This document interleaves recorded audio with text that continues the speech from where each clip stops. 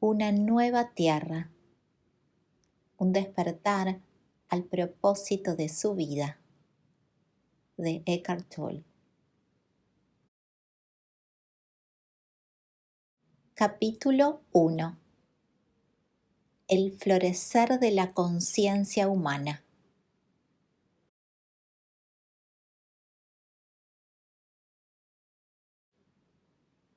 Evocación. La Tierra, hace 114 millones de años, un día poco después de despuntar el alba, la primera flor en existir sobre el planeta abre sus pétalos para recibir los rayos del sol. Con anterioridad a este suceso extraordinario que anuncia la transformación evolutiva de la vida vegetal, el planeta había estado cubierto de vegetación durante millones de años. Es probable que la primera flor no hubiera sobrevivido por mucho tiempo y que las flores hubieran seguido siendo fenómenos raros y aislados, puesto que las condiciones seguramente no eran favorables para una florescencia generalizada. Sin embargo, un día se llegó a un umbral crítico y súbitamente debió producirse una explosión de colores y aromas por todo el planeta. De haber habido una conciencia con capacidad de percepción para presenciarla. Mucho tiempo después, esos seres delicados y perfumados a los cuales denominamos flores, desempeñarían un papel esencial en la evolución de la conciencia de otras especies. Los seres humanos se sentirían cada vez más atraídos y fascinados por ellas. Seguramente, a medida que la conciencia humana se fue desarrollando, las flores pudieron ser la primera cosa que los seres humanos valoraron sin que representaran un valor utilitario para ellos, es decir, sin que tuvieran alguna relación con su supervivencia. Sirvieron de inspiración para un sinnúmero de artistas, poetas y místicos. Jesús nos dice que contemplemos las flores y aprendamos a vivir como ellas.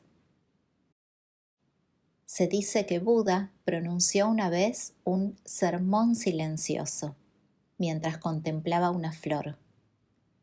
Al cabo de un rato, uno de los presentes, un monje de nombre Mahakasyapa, comenzó a sonreír. Se dice que fue el único que comprendió el sermón. Según la leyenda, esa sonrisa, la realización, pasó a 28 maestros sucesivos y mucho después se convirtió en el origen del Zen. La belleza de una flor pudo arrojar un breve destello de luz sobre la parte esencial más profunda del ser humano, su verdadera naturaleza. El momento en que se reconoció por primera vez la belleza fue uno de los más significativos de la evolución de la conciencia humana. Los sentimientos de alegría y amor están íntimamente ligados con ese reconocimiento. Sin que nos diéramos cuenta, las flores se convertirían en una forma de expresión muy elevada y sagrada que moraría dentro de nosotros, pero que no tendría forma.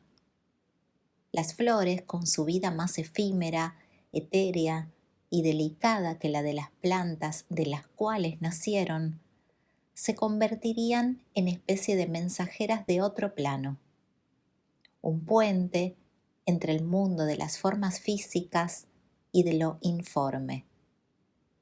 Su aroma no solamente era delicado y agradable para los sentidos, sino que traía una fragancia desde el plano del espíritu.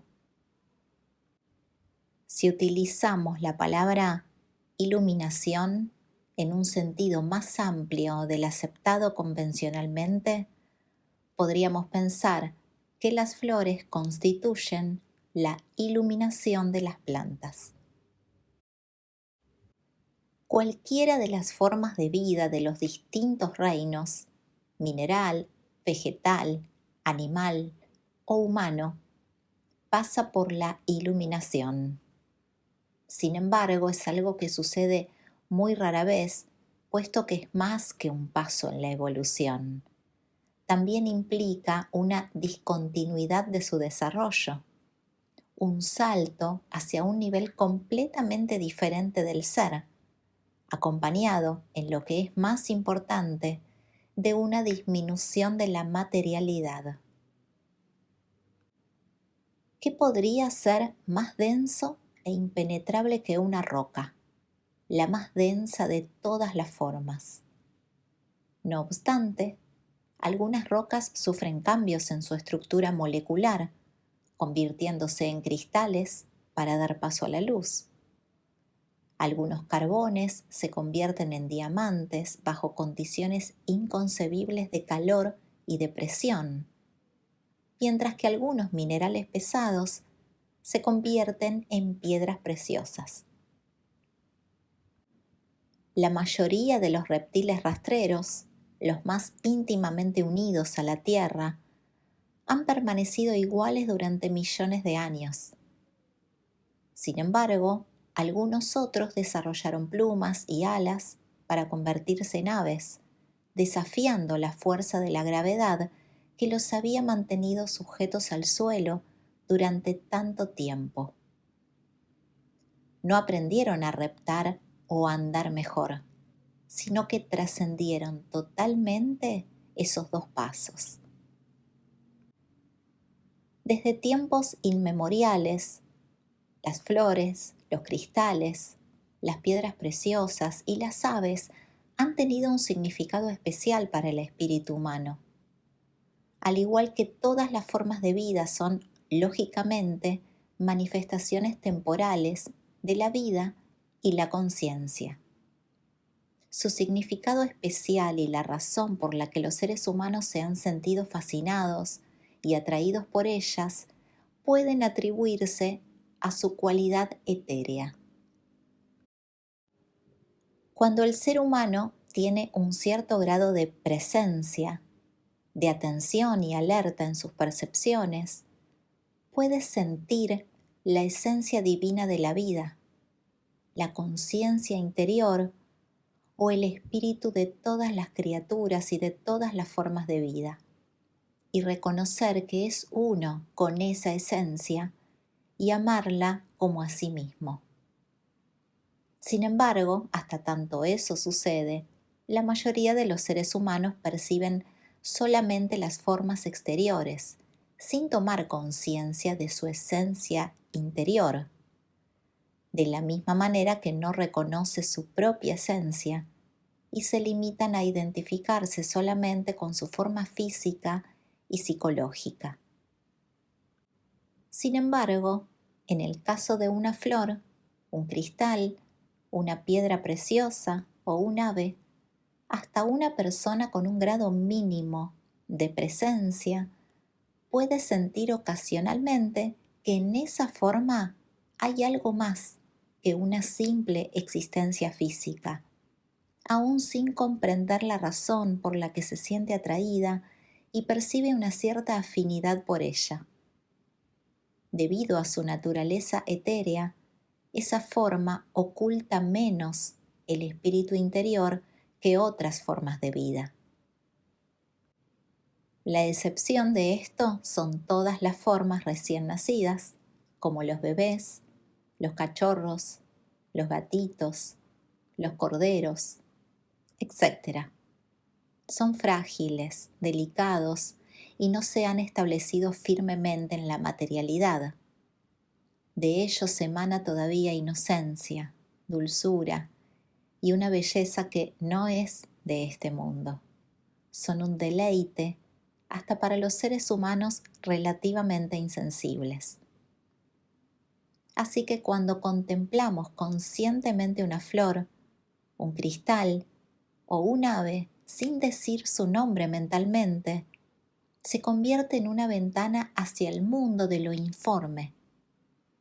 Podemos vislumbrar algo del mundo del espíritu,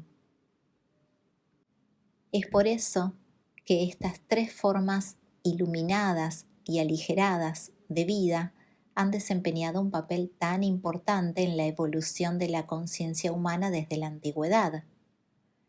Es la razón por la cual la joya de la flor de loto es un símbolo central del budismo y la paloma, el ave blanca, representa al Espíritu Santo en el cristianismo. Han venido abonando el terreno para un cambio más profundo de la conciencia planetaria, el cual debe manifestarse en la especie humana. Es el despertar espiritual que comenzamos a presenciar ahora.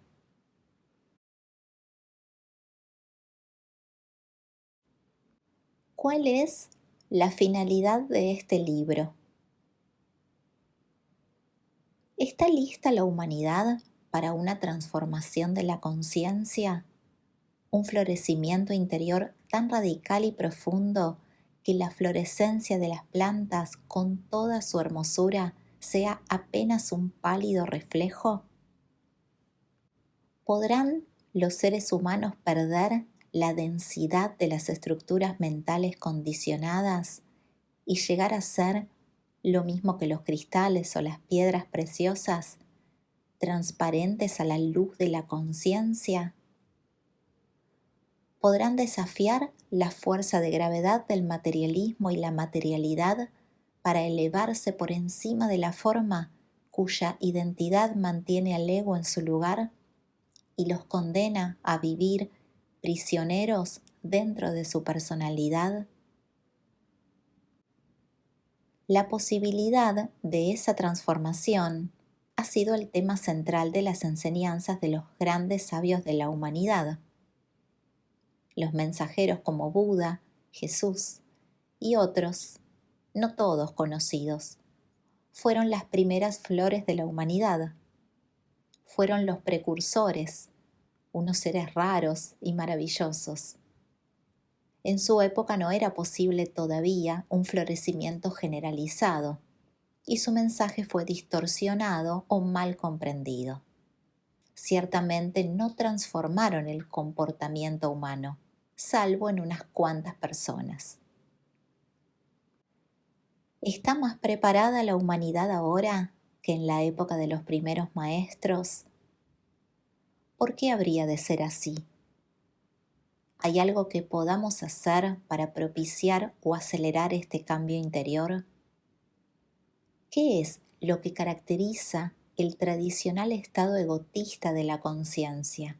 ¿Y cuáles son las señales que permitirán reconocer el surgimiento de la nueva conciencia?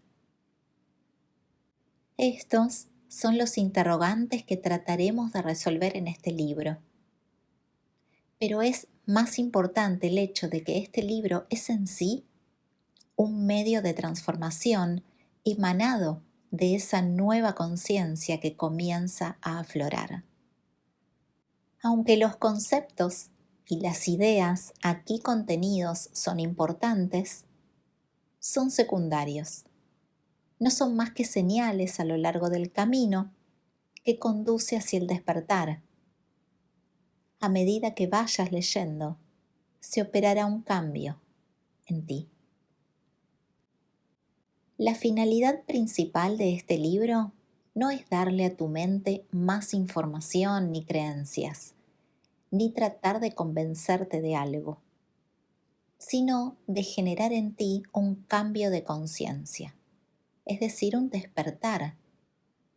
En ese sentido, este libro no es interesante, puesto que esa palabra implica la posibilidad de mantener una distancia, jugar con las ideas y los conceptos en la mente y manifestarse de acuerdo o en desacuerdo con ellos. Este libro es sobre ti.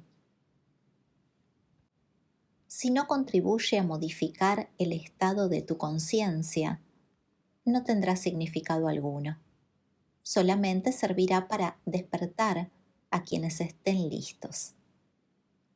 Aunque no todo el mundo está listo, muchas personas sí lo están. Y cada vez que alguien despierta, si amplifica el ímpetu de la conciencia colectiva, facilitando el cambio para los demás. Si no sabes lo que significa despertar, sigue leyendo. Es solamente a través del despertar que podrás comprender el verdadero significado de la palabra. Basta con un destello para iniciar el proceso, que es irreversible. Para algunos este libro será ese destello. Para muchos otros que quizás no se hayan dado cuenta, el proceso ya ha comenzado. Este libro les ayudará a reconocerlo.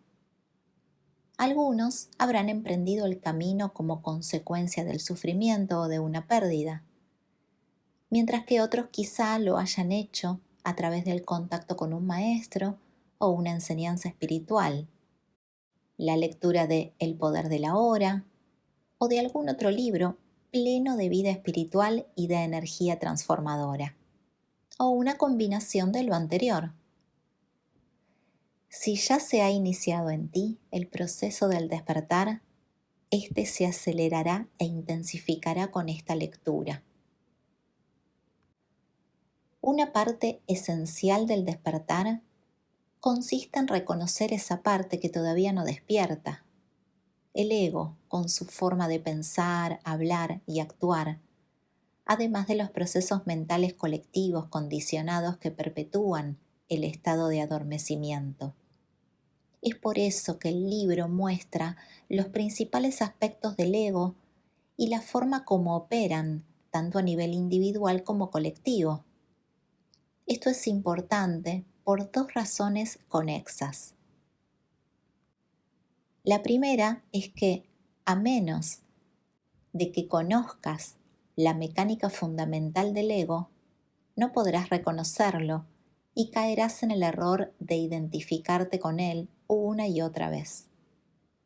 Eso significa que el ego se apoderará de ti y fingirá ser tú.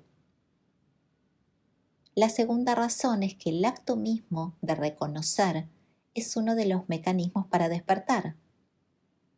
Cuando tú reconozcas su inconsciencia, será precisamente el surgimiento de la conciencia, el despertar, el que hará posible ese reconocimiento. No es posible vencer en la lucha contra el ego, como no es posible luchar contra la oscuridad. Lo único que hace falta es la luz de la conciencia. Y tú eres esa luz.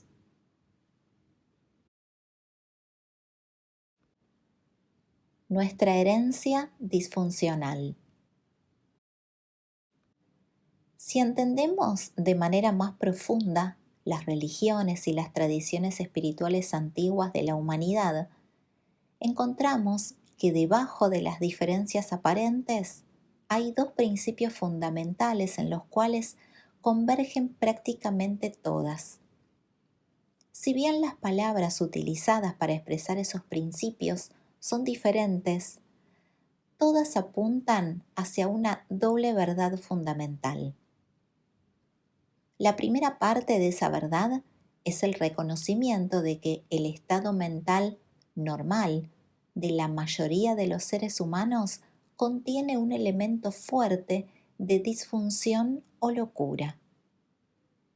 Son quizás algunas de las enseñanzas centrales del hinduismo las que más se acercan a ver esta disfunción como una forma de enfermedad mental colectiva. La denominan Maya, el velo de la ilusión. Ramana Maharshi, uno de los grandes sabios de la India, afirma claramente que la mente es Maya. El budismo utiliza términos diferentes. Para Buda, la mente humana en su estado normal genera dukkha, vocablo que puede traducirse como sufrimiento, descontento o simple desdicha. La ve como una característica de la condición humana. A donde quiera que vamos, en cualquier cosa que hacemos, dice Buda, tropezamos con dukkha, que termina manifestándose en todas las situaciones tarde o temprano. Según las enseñanzas cristianas, el estado colectivo normal de la humanidad es el del pecado original. La palabra pecado ha sido mal comprendida y mal interpretada.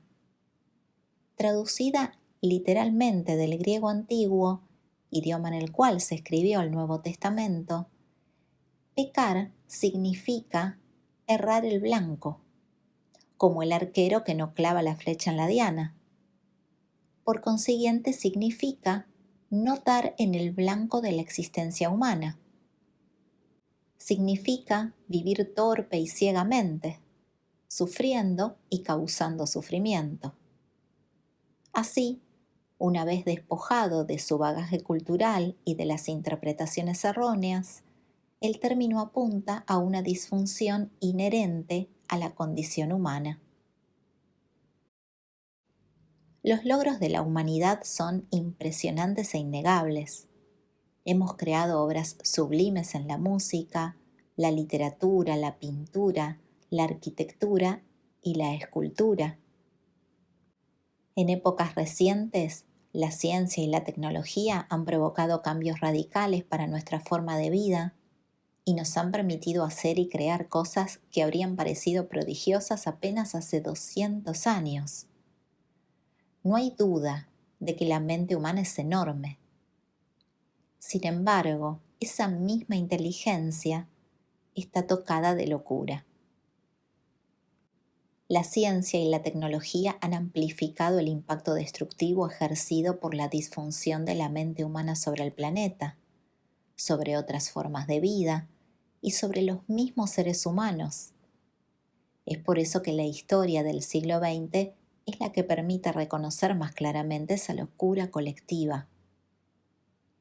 Otro de los factores es que esta disfunción se está acelerando e intensificando. La Primera Guerra Mundial estalló en 1914. Toda la historia de la humanidad había estado preñada de guerras crueles y destructivas, motivadas por el miedo, la codicia y las ansias de poder, además de los episodios ignominiosos como la esclavitud, la tortura y la violencia generalizada motivada por razones religiosas e ideológicas. Los seres humanos habían sufrido más a manos de otros seres humanos que a causa de los desastres naturales. Sin embargo, en 1914, la inteligencia de la mente humana había inventado no solamente el motor de combustión interna, sino los tanques, las bombas, las ametralladoras, los submarinos, los lanzallamas y los gases tóxicos. La inteligencia al servicio de la locura. En una guerra estática de trincheras, perecieron en Francia y en Bélgica millones de hombres tratando de conquistar unas cuantas millas de marismas. Al terminar la guerra en 1918, los sobrevivientes observaron horrorizados e incrédulos la devastación provocada. 10 millones de seres humanos muertos y muchos más mutilados o desfigurados. Nunca antes habían sido tan destructivos, tan dolorosamente palpables los efectos de la locura humana. Estaban lejos de saber que eso era apenas el comienzo. Para finales del siglo, el número de personas muertas violentamente a manos de sus congéneres aumentaría a más de 100 millones. Serían muertes provocadas no solamente por las guerras entre las naciones, sino por los exterminios masivos y el genocidio, como el asesinato de 20 millones de enemigos de clase, espías y traidores en la Unión Soviética de Stalin, o los horrores innombrables del Holocausto en la Alemania nazi. También hubo muertes acaecidas durante un sinnúmero de conflictos internos como la Guerra Civil Española o durante el régimen de los Khmer rojos en Camboya, cuando fue asesinada una cuarta parte de la población de ese país. Basta con ver las noticias de todos los días en la televisión para reconocer que la locura no solamente no ha menguado, sino que todavía continúa en el siglo XXI. Otro aspecto de la disfunción colectiva de la mente humana es la violencia sin precedentes desatada contra otras formas de vida y contra el planeta mismo. La destrucción de los bosques productores de oxígeno y de otras formas de vida vegetal y animal, el tratamiento cruel de los animales en las granjas mecanizadas y la contaminación de los ríos, los océanos y el aire. Empujados por la codicia e ignorantes de su conexión con el todo, los seres humanos insisten en un comportamiento que de continuar desbocado provocará nuestra propia destrucción.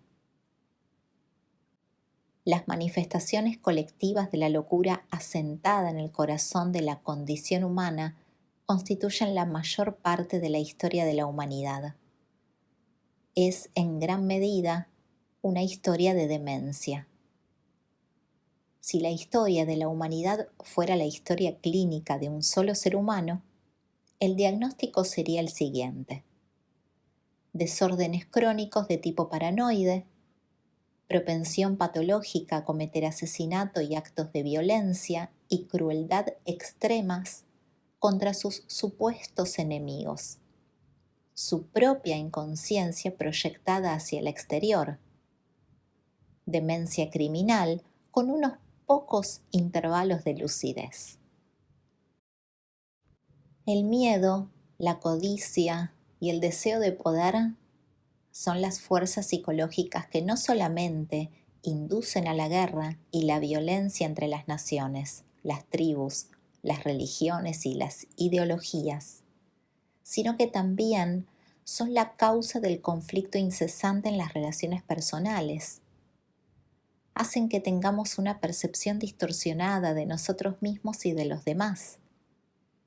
A través de ellas interpretamos equivocadamente todas las situaciones, llegando a actuaciones descarriadas encaminadas a eliminar el miedo y satisfacer la necesidad de tener más, ese abismo sin fondo que no se llena nunca. Sin embargo, es importante reconocer que el miedo, la codicia y el deseo de poder no son la disfunción de la que venimos hablando, sino que son productos de ella.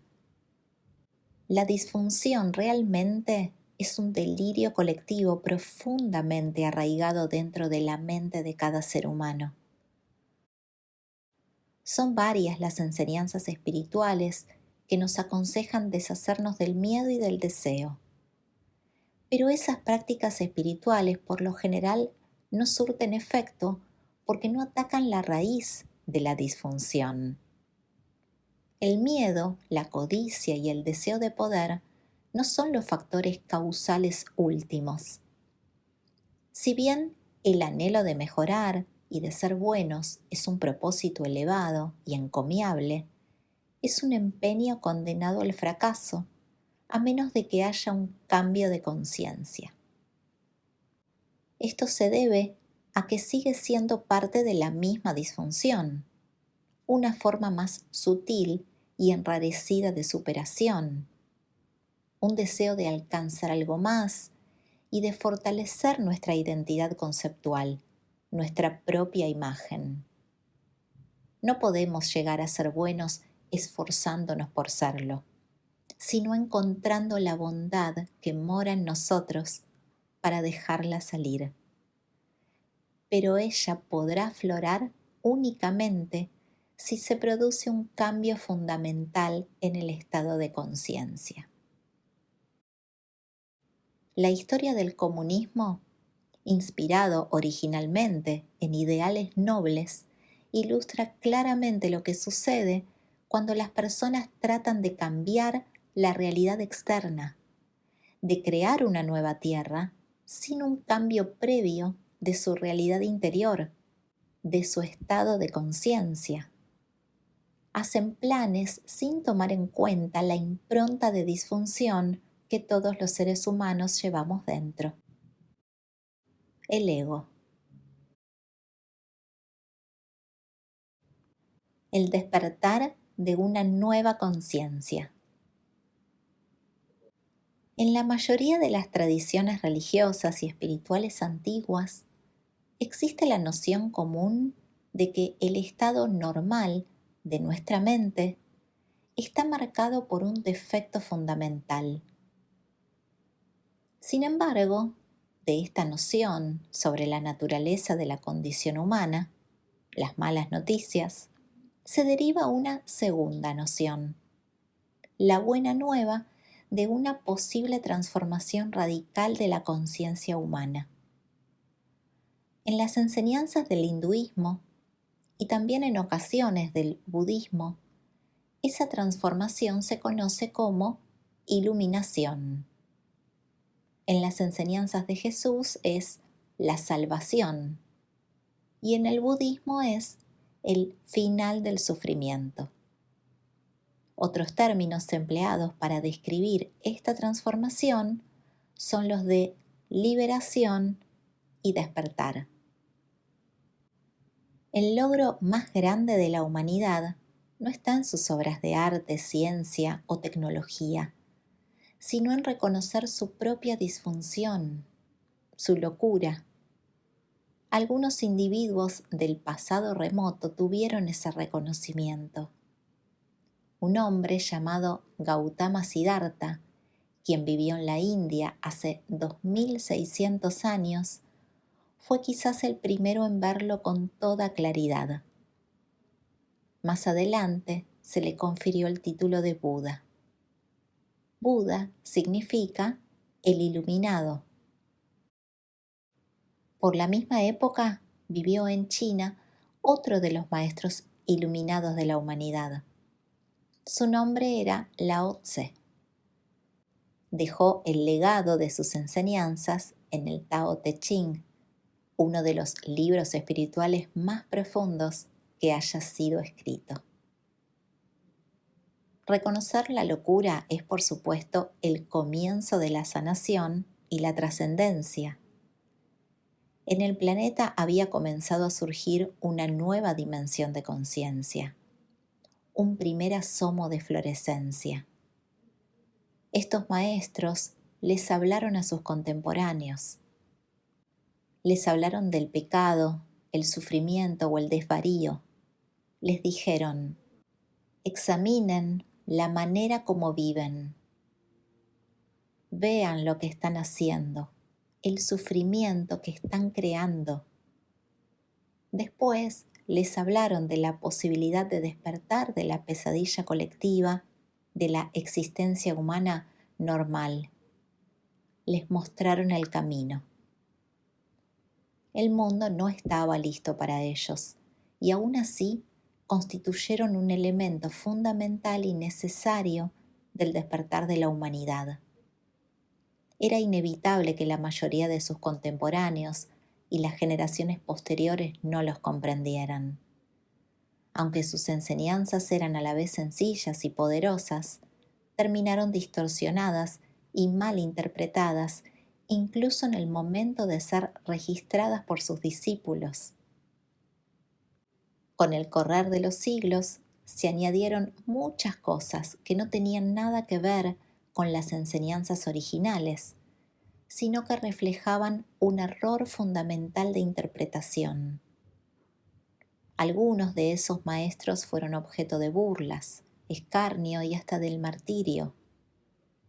Otros fueron endiosados. Las enseñanzas que señalaban un camino que estaba más allá de la disfunción de la mente humana, el camino para desprenderse de la locura colectiva, se distorsionaron hasta convertirse ellas mismas en parte de esa locura. Fue así como las religiones se convirtieron en gran medida en un factor de división en lugar de unión. En lugar de poner fin a la violencia y el odio a través de la realización de la unicidad fundamental de todas las formas de vida, desataron más odio y violencia, más divisiones entre las personas y también al interior de ellas mismas. Se convirtieron en ideologías y credos con los cuales se pudieran identificar las personas y que pudieran usar para amplificar su falsa sensación de ser.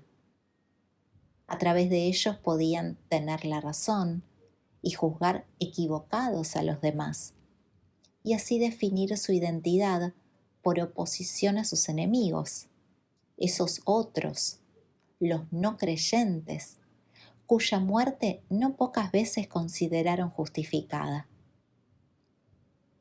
El hombre hizo a Dios a su imagen y semejanza. Lo eterno, lo infinito y lo innombrable se redujo a un ídolo mental al cual había que venerar y en el cual había que creer como mi Dios o nuestro Dios. Y aún así, a pesar de todos los actos de locura cometidos en nombre de la religión, la verdad hacia la cual esos actos apuntan continúa brillando en el fondo. Pero su resplandor se proyecta tenuemente a través de todas esas capas de distorsiones e interpretaciones erradas. Sin embargo, es poco probable que podamos percibirlo, a menos de que hayamos podido, aunque sea, vislumbrar esa verdad en nuestro interior. A lo largo de la historia han existido seres que han experimentado el cambio de conciencia y han reconocido en su interior aquello hacia lo cual apuntan todas las religiones. Para describir esa verdad no conceptual, recurrieron al marco conceptual de sus propias religiones.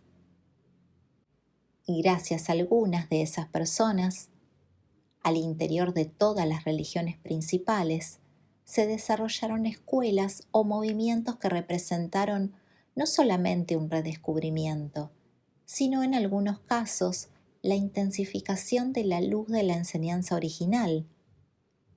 Fue así como apareció el gnosticismo y el misticismo entre los primeros cristianos y durante la Edad Media, el sufismo en el Islam, el hasidismo y la cábala en el judaísmo, el Vedanta Advaita en el hinduismo y el Zen y el Dzogchen en el budismo.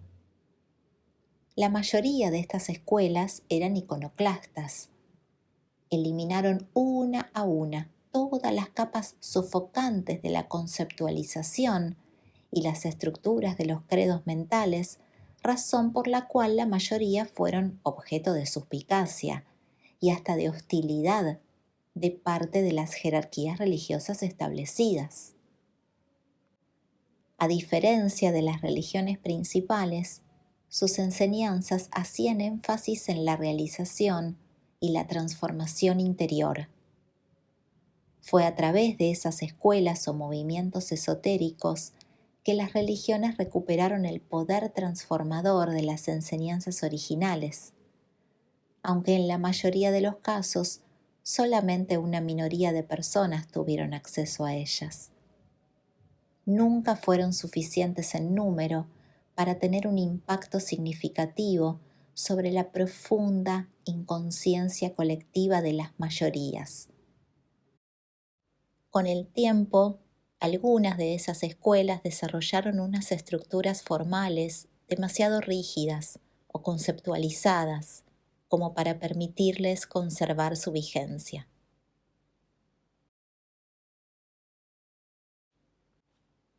Espiritualidad y religión. ¿Cuál es el papel de las religiones convencionales en el surgimiento de la nueva conciencia? Muchas personas ya han tomado conciencia de la diferencia entre la espiritualidad y la religión. Reconocen que el hecho de tener un credo, una serie de creencias consideradas como la verdad absoluta, no las hace espirituales, independientemente de cuál sea la naturaleza de esas creencias. En efecto, mientras más se asocia la identidad con los pensamientos, las creencias, más crece la separación con respecto a la dimensión espiritual interior.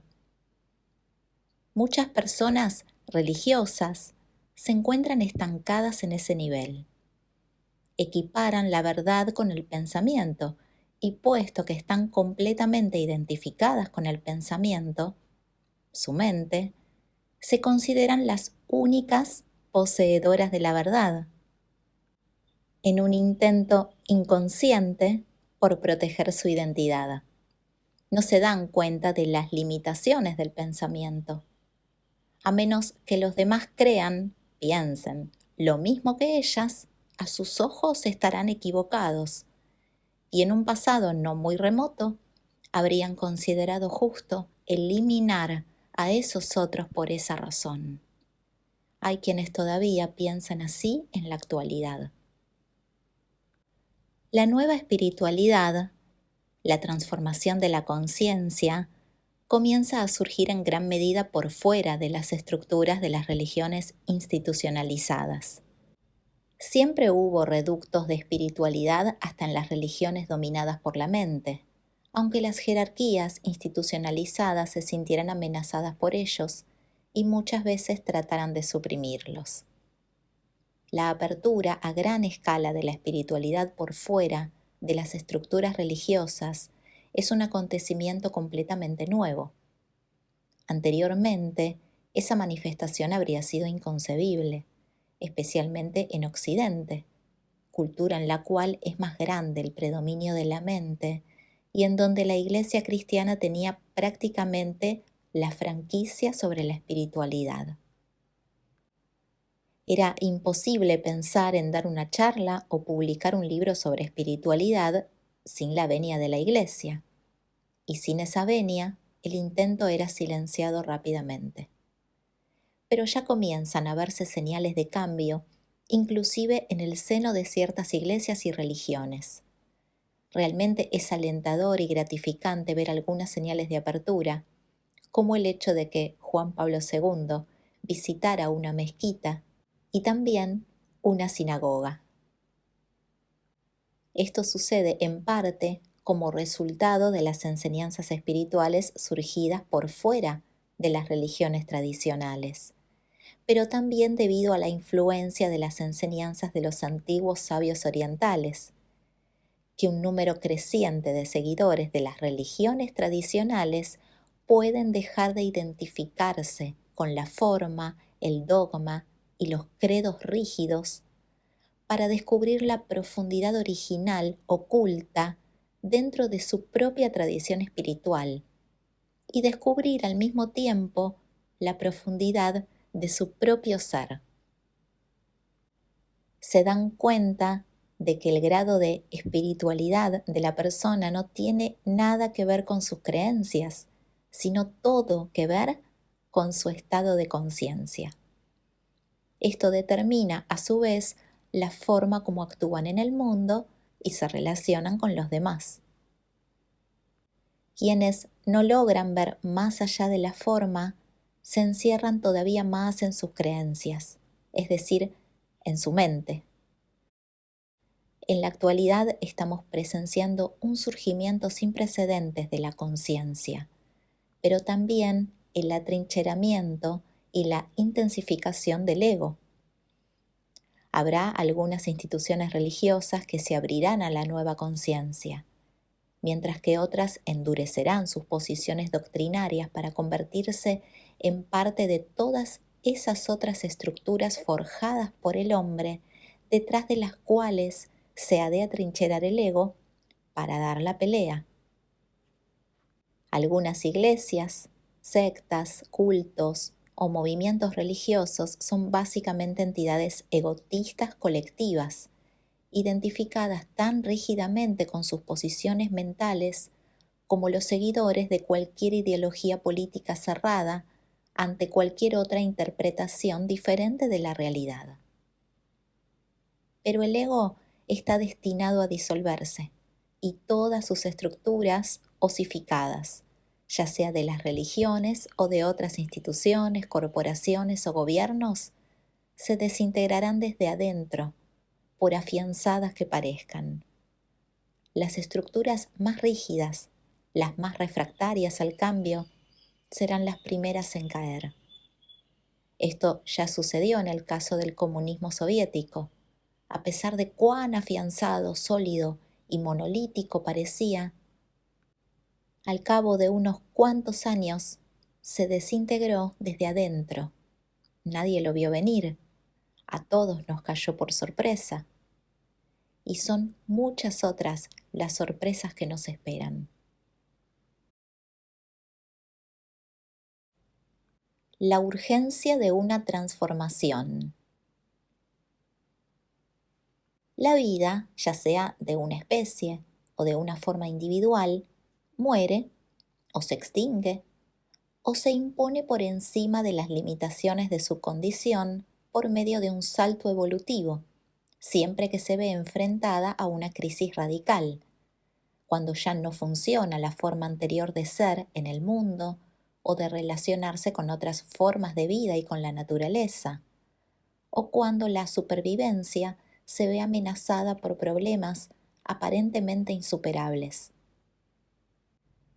Se cree que las formas de vida que habitan este planeta evolucionaron primero en el mar. Cuando todavía no había animales en la superficie de la Tierra, el mar estaba lleno de vida. Entonces, en algún momento, alguna de las criaturas se aventuró a salir a la tierra seca. Quizás se arrastró primero unos cuantos centímetros, hasta que, agobiada por la enorme atracción de la gravedad, regresó al agua, donde esta fuerza prácticamente no existe y donde podía vivir con mayor facilidad. Después intentó una y otra vez, hasta que mucho después pudo adaptarse a vivir en la tierra. Desarrolló patas en lugar de aletas y pulmones en lugar de agallas. Parece poco probable que una especie se hubiera aventurado en semejante ambiente desconocido y se hubiera sometido a una transformación evolutiva, a menos que alguna crisis la hubiera obligado a hacerlo. Quizás pudo suceder que una gran zona del mar hubiera quedado separada del océano principal y que el agua se hubiera secado gradualmente con el paso de miles de años, obligando a los peces a salir de su medio ambiente y a evolucionar. El desafío de la humanidad en este momento es el de reaccionar ante una crisis radical que amenaza nuestra propia supervivencia. La disfunción de la mente humana egotista, reconocida desde hace más de 2500 años por los maestros sabios de la antigüedad y amplificada en la actualidad a través de la ciencia y la tecnología, amenaza por primera vez la supervivencia del planeta. Hasta hace muy poco, la transformación de la conciencia humana, señalada también por los antiguos sabios, era tan solo una posibilidad a la cual tenían acceso apenas unos cuantos individuos aquí y allá, independientemente de su trasfondo cultural o religioso. No hubo un florecimiento generalizado de la conciencia humana porque sencillamente no era todavía una necesidad apremiante. Una proporción significativa de la población del planeta no tardará en reconocer, si es que no lo ha hecho ya, que la humanidad está ante una encrucijada desgarradora: evolucionar o morir.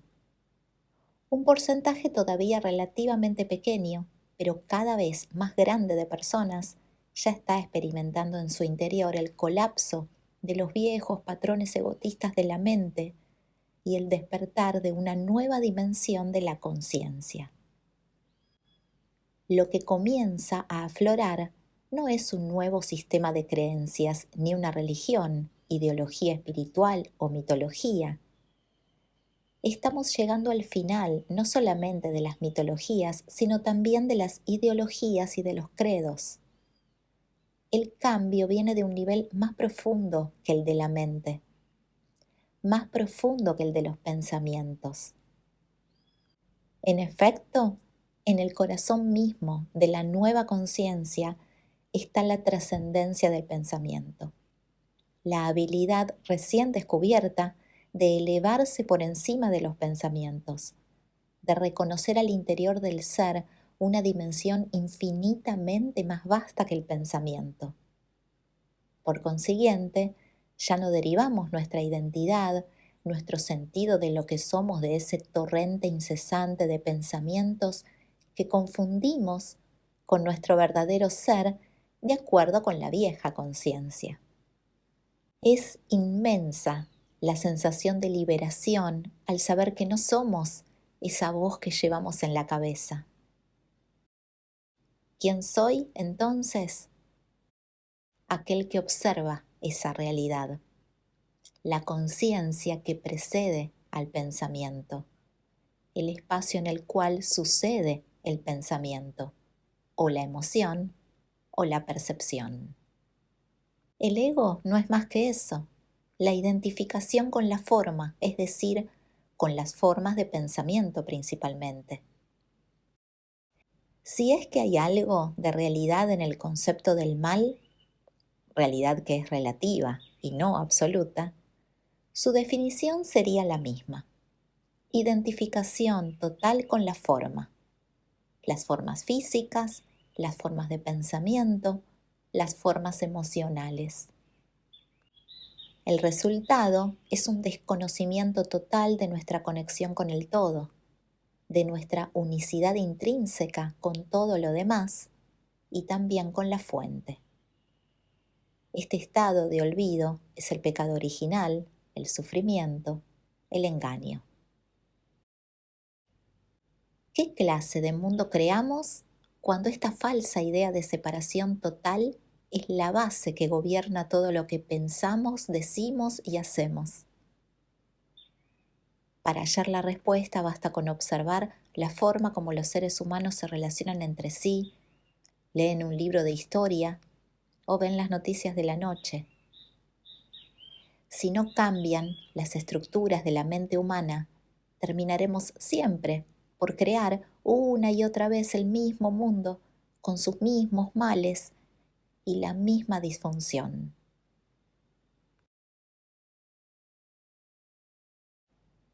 Un nuevo cielo y una nueva tierra.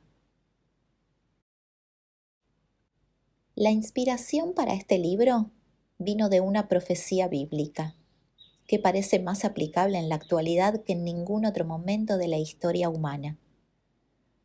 Aparece tanto en el Antiguo como en el Nuevo Testamento y se refiere al colapso del orden existente del mundo y el surgimiento de un nuevo cielo y una nueva tierra. Debemos comprender aquí que el cielo no es un lugar, sino que se refiere al plano interior de la conciencia. Este es el significado esotérico de la palabra y también es el significado que tiene en las enseñanzas de Jesús. Por otra parte, la tierra es la manifestación externa de la forma, la cual es siempre un reflejo del interior. La conciencia colectiva de la humanidad y la vida en nuestro planeta están íntimamente conectadas.